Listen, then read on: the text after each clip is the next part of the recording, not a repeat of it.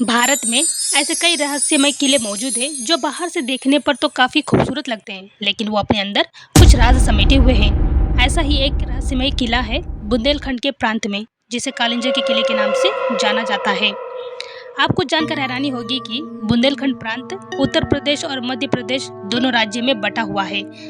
इस प्रांत के अंदर आने वाले कुछ जिले उत्तर प्रदेश में पड़ते हैं तो कुछ मध्य प्रदेश में पड़ते हैं। वैसे कालिंजर यूपी के बांदा जिले में स्थित है। कालिंजर किला भारत के सबसे विशाल और अपराजेय दुर्ग में गिना जाता है। प्राचीन काल में यह दुर्ग जेजाक भुक्ति यानी कि चंदेल साम्राज्य के अधीन था। बाद में वह 10वीं शताब्दी तक चंदेल राजपूतों के अधीन और फिर रीवा के सोलंकियों के अधीन रहा। इन राजाओं के शासनकाल में कालिंजर पर महमूद गजनवी, कुतुबुद्दीन ऐबक, शेर शाह सूरी और हुमायूं जैसे योद्धाओं ने आक्रमण किए, लेकिन इस पर विजय पाने में असफल रहे। कालिंजर विजय अभियान में तो तोप को गोला लगने से शेर शाह सूरी की मृत्यु हो गई थी। बाद में मुगल बादशाह अकबर ने इस पर अधिकार कर लिया और इसे किले को बीरबल को तोहफे में दे दिया। इस किले में कई प्राचीन मंदिर भी हैं। इनमें से कई मंदिर 3वीं से 5वीं सदी यानी गुप्त काल के हैं। यहाँ के शिव मंदिर के बारे में मान्यता है कि सागर मंथन से निकले विष को पीने के बाद भगवान शिव ने यही तपस्या कर उसकी ज्वाला शांत की थी। यहाँ स्थित नीलकंठ को कालिंजर के प्रांगण में सबसे ज्यादा महत्वपूर्ण और पूजनीय माना गया है। इसे कहते हैं इसका निर्माण नागों ने कराया था। इस मंदिर का जिक्र पुराणों में भी है।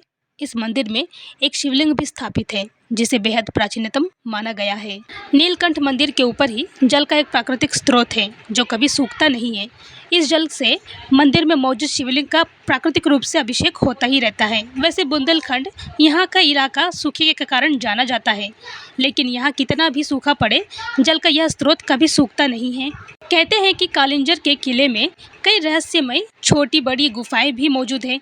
इन गुफाओं के रास्तों की शुरुआत तो किले के से ही होती है, लेकिन ये कहाँ जाकर खत्म होती है यह कोई नहीं जानता। जमीन से 800 फीट ऊंची पहाड़ी पर बना कालिंजर का यह किला जितना शांत है उतना ही खौफनाक भी। कहते हैं कि रात होते ही यहाँ का एक अजीबोगरीब हलचल सी पैदा हो जाती है। लोगों का मानना है कि यहाँ मौजूद रानी महल में रात को अक्सर घुंघरूओं की आवाज़ सुनाई देती है। यही वजह है कि यहाँ दिन होते ही लोग घूमने तो आते हैं, लेकिन रात होने से पहले ही यहाँ से लोग निकल जाते हैं। इस किले में प्रवेश के लिए 7 दरवाजे बने हुए हैं और ये सभी दरवाजे एक दूसरे से बिल्कुल अलग हैं। यहाँ के स्तंभों और दीवारों में कई प्रतिलिपियाँ बनी हुई हैं।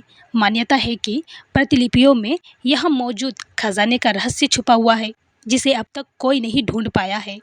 इस किले में सीता सेज नामक एक छोटी सी गुफा है जहाँ एक पत्थर का पलंग और तकिया रखा हुआ है। माना जाता है कि यह जगह माता सीता की विश्राम स्थली थी। यही एक कुंड भी है जो सीता कुंड कहलाता है। किले में बुढ़ा और बुढ़ी नामक 2 ताल हैं जिसके जल से औषधीय गुणों से भरपूर माना जाता है। मान्यता है कि इसका जल चर्म रोगों के लिए लाभदायक है और इसमें स्नान करने से